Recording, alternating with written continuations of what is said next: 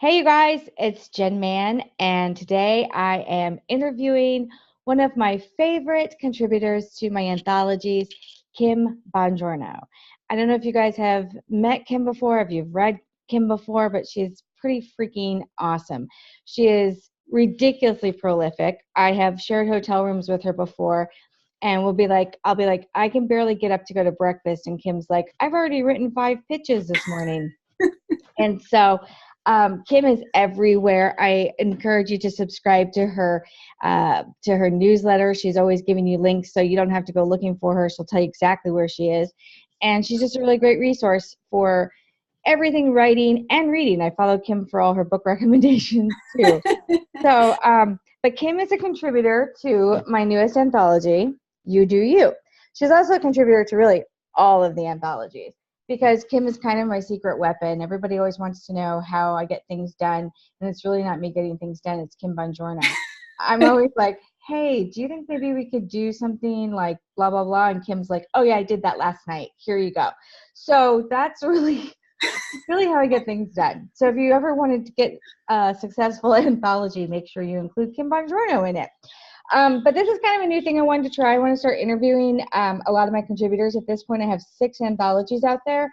And I don't know, I haven't added it up, but easily 100 people are in these books. And so I wanted to start interviewing them and just sort of seeing what they're up to. Some of them, like Kim, I keep in touch with all the time, but there's going to be some people that I haven't talked to since we published a book together, 4 years ago. And I want to hear what they're up to. So we're going to get started. Are you ready, Kim? I am so ready. Okay, so I'm organized. I have questions and everything. Look at me. Okay, number 1, Kim. Tell me how you got started writing. I never wasn't writing, taking in or putting out stories. I've always loved stories and storytelling. I loved people watching as a kid. I was very, very quiet and reserved. And I love to watch people, see their reactions, their decisions, their ramifications. I also loved books. I actually, as a kid, I read every book in my town's children's department and had to go up to another floor a little bit ahead of the game. I loved watching TV and movies. We only had one in the house, so we had to share. So I took in all sorts of different content, from Godzilla to World War II documentaries. I was willing to hear everything. And writing my own story just kind of came naturally. It wasn't a thing that I started. I was always doing it, both fiction and nonfiction. Now, to make a job of writing, that took a while to get to, because, life kind of gets in the way. Yeah. Paying the bills and all that. It wasn't about, I had been online journaling and that sort of thing since 2003. Wow. On a regular basis. I dabbled before that, but that was when I really started doing it quite regularly. So since 2003, and in about 2008, a friend of mine, I had 2 kids by then. She had said, "You love writing. You have all this stuff to get out every time we get together. Why don't you just start a public blog and put yourself out there? You love it. See what you can do with it. Just see if anybody responds to it." So I started Let Me Start By Saying in 2008. And by 2010, when I was actually getting a little sleep, I stepped it up a notch. And I really got much more regular with my writing and decided I wanted to make a job of it, so let's go. And by 2012, I got my first freelance writing gig, and I got my first essay in an anthology. And I've just been going nonstop ever since then. Right. And so how many different, I realize you probably don't know off the top of your head, but just guess, how many publications do you think you've written for at this point? I've written for at least 24 publications. Yeah. And the last time I counted, I think I was at 3,000 or 4,000 articles, essays, graphics, wow, books, magazine, all that. Yeah. And do you mostly write, I know for me, the stuff that I choose of yours usually is humor. Is that mostly what you write? Is that kind of how you identify? But I've also read some really amazing, poignant stuff too. So what's kind of your favorite, I guess, and what are you best known for? I am best known for my humor. That's just kind of, I think what really launched my blog was in 2011. I had been writing about, a little bit of humor here. It's just, I use humor to deal with life. Mm-hmm. I just kind of snapped on my blog in 2011, and I talked about how my kids had broke my butt. I needed to get anal surgery because after 2 pregnancies and 2 childbirths, the back door was busted. And I just kind of said, I can't, like, people don't talk about this. I don't know why it happens. And they break everything, including my butt. And I just kind of put it out there and walked away. And I got so much exposure from that, from people saying, you're laughing about something that so many people can relate to. And it's quite private for a lot of people. Like, I don't think a lot of people could really put out their broken butt on the internet, but you have the guts to do it. So I was just in so much pain, and I was not sleeping, because when your butt is broken, it's very hard to sleep. I just couldn't help myself. I said, This is it. This is what's on my mind. And sometimes I just write what's in my gut. And that's what was there. It was taking over my life. It's a very all-encompassing discomfort. And I got a lot of parents and women who were interested in the honesty, but also the humor around the honesty that helped get those conversations going. And it kind of steamrolled for there. And I wrote for humor sites like Nickelodeon had Nick Mom, which was a parenting humor site for a while. I wrote for them for a few years, and that's where a lot of the audience came from. But I've always written, even on my blog back 8 years ago or whenever, 10 years ago, I guess, I was writing humor, I was writing poignant, serious stuff, and I was also writing fiction. I liked those flash fiction groups where you get an assignment and just put out something. So I was never a one genre person, but I ended up getting known most for the humor. Right. And in the past, all of my anthologies have been humorous, and I've always asked people to tell me funny stories because I like to laugh and I like to make other people laugh. But this time with You Do You, we kind of did something a little bit different. This time I have writers in their ages 12 to 64, and I kind of wanted a little bit more serious topics as well as funny topics. And you really came through with like one of the most serious topics in there. And I knew your past because we're friends, but I think for a lot of people it might kind of surprise them to read that story and to know that there's yet one more way they can relate to you. What made you decide to go ahead and put that story out there and choose that story to tell? Now, as you had said, maybe tell just like a little bit, like give a hint about what it's about. I was very cryptic. I'm sorry. Well, cryptic is good. Yeah. People should buy the book to read it. I'll start with this, that all the other books I'm writing humor pieces. Funny, goofy, just I'm laughing about life, laughing about advice from, relatives, how I grew up, like the more humorous side of things. And when your request from a bunch of us to maybe pitch an idea for the anthology came through, I was trying to fall back on humor, but nothing was clicking. And finally, I just said, what are you looking for? Do you have any gaps? Because I keep writing things and they're not finishing. And normally once I get a real idea, I call it a brain dump. I can throw everything on the page and then I can work with it, even if it's not quite right. But I couldn't even get the whole thing on the page.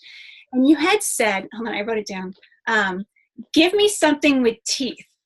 Yeah. And then you said, I want to have some sort of stories about people who had it tough, but were able to rise out of it. And everything just kind of fell in place. And I saw myself, obviously I'm very pale, but I kind of considered myself a ghost girl as a kid. And the essay is actually called This One's for the Ghost Girls, because a lot of us, when we were children, when we were growing up, whether in our household and also the environment, communities, the country, treated women and children and females in a way where we were almost just ether in the room. We didn't really matter. We weren't solid. We weren't significant enough to make a noise. And it's about my experience with that and what happened when I decided I needed to stop being just an apparition and be something more solid to make a difference, not just for myself, but for other people. Right. Yeah.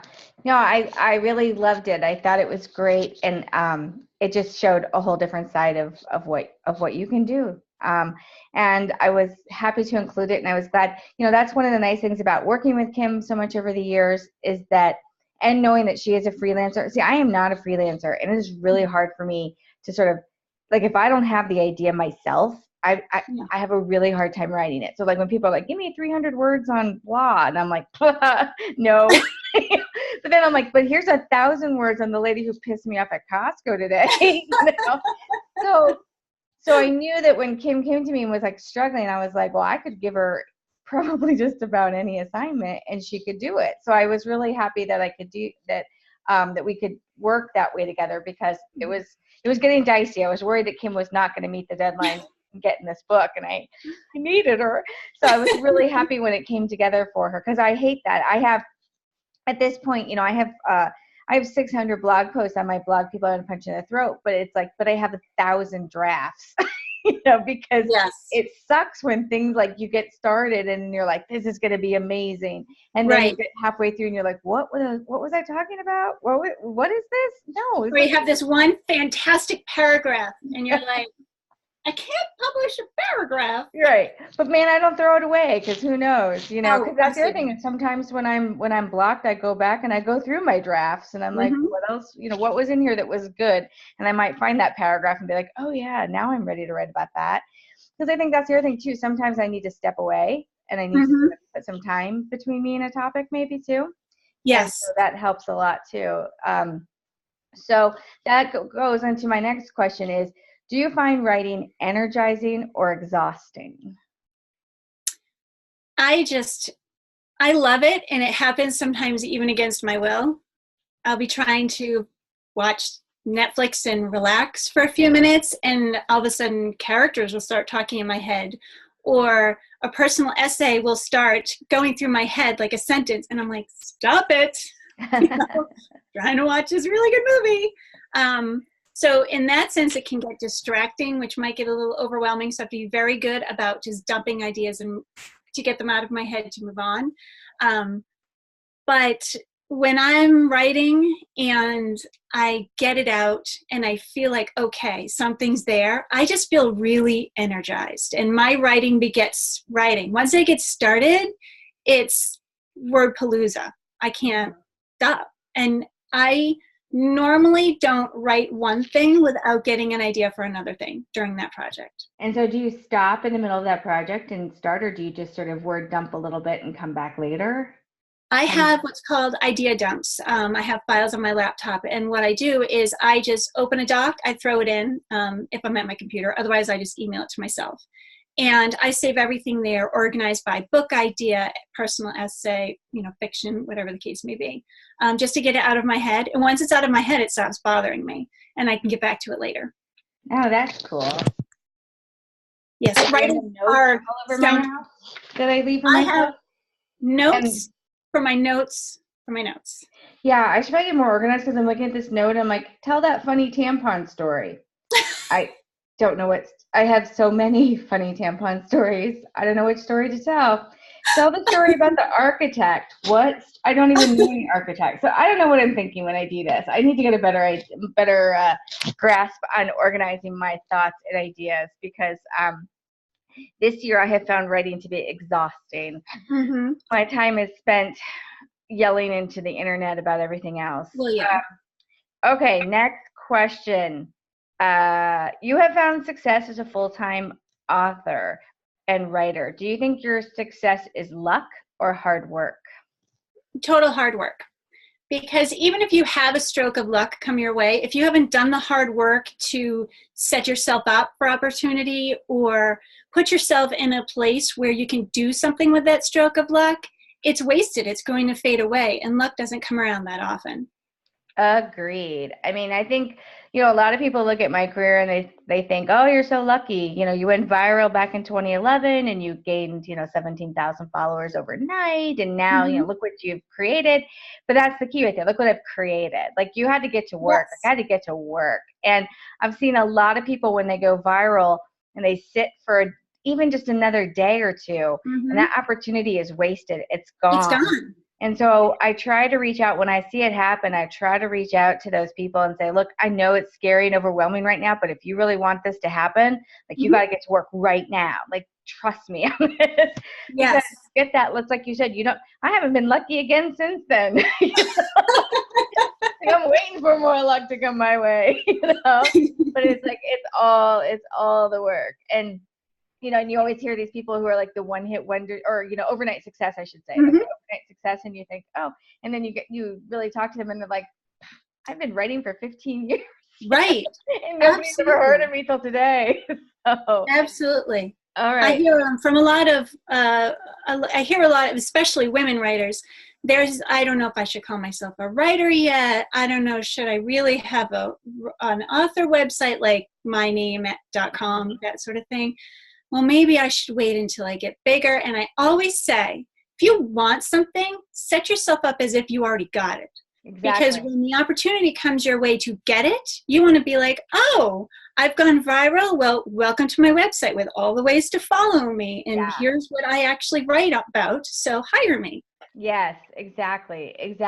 I always say, write like you have a big audience, even if you don't have a big audience. Like, fake it till you make it. Because take it from someone who was like scrambling to figure out what is the Pinterest. I'm like, how do I find a Twitter? Because I had no idea what the hell I was doing, and I wonder what it could have been like if I'd been prepared. Okay, I have one more question, Kim. Okay, so this is a question I ask. Well, since you're my first, I was gonna say I ask everybody, but you're my first. I'm going to ask everybody. So if you have read, if you've read my Working with People I Want to Punch in the Throat book, then you know that I have a story in there about an interview where I was asked this question, and I've decided I'm going to ask everybody the question because I failed miserably at the answer. So we'll see how good everybody else is. All right, if you were an animal, what animal would you be and why? I would choose a bird because I've always wanted to fly. I dream about flying. Even when I write fiction, a lot of times people are just lifting off the ground. But I don't want to be just some pretty bird. That doesn't appeal to me. I want to be a big, badass bird that can defend itself, has claws, and people look up in the sky, they're like, oh, look at that bird. Like a hawk. Inside. Like a big hawk or something. Yeah, something just... But you can't growl because that's what I growled and I lost the job. Not a growling bird. Not a growling bird. Just a fierce, badass bird. A fierce, badass, strong bird. I like that. That's a good answer. Okay. And then what's next for you? Tell us what you're working on right now, Kim. Besides other things, it sounds like. But what's really, really next? What's really, really next? I'm always pitching essays and stuff to existing and new publications. But right now, my true passion is that I'm finishing up my first middle grade novel, which I am super excited about. Since lots of agents and publishers kind of go on a winter break right around now over the holidays, I'll start querying lit agents and the like in the new year. But this will be the first time I'll give a little something without too much about it. But it's a middle grade novel about friendship, family, the fact that everybody has a little bit of darkness that they have to deal with in their life, and how a 12-year-old girl learns to be brave again after losing her bravery. There's going to be a little magic in it. It's mostly contemporary fiction, I guess you could say, realistic. But I had to add some magic because I kind of can't help myself. Full-length fiction has been my big dream, so I'm kind of crawling out of my skin with excitement about this one. I can't wait to see where it goes. Because I'm excited. I've read some of Kim's fiction before, and I love I can't write magic and fantasy stuff, but you really do a great job with that. So I'm excited to see what you do. I will tell you one more time. You do you. Please get this book and read Kim's essay, my essay, and you get the whole collection. Starting with I Just Want to Be Alone, which set off the whole thing, the New York Times bestselling anthology that we put out back in 2012. But it is still going. So just today we were talking about how good it's still doing. So please pick up a copy of all those books and let Kim know if you liked her essay. Follow her everywhere. We will post like once I figure out how to do this shit. Like I'm gonna post like all the links and stuff. The linky links. and we'll be good to go. So thanks for tuning in. I appreciate it. And if you like this, please share it and like it. Thanks so much, guys. Bye. Bye.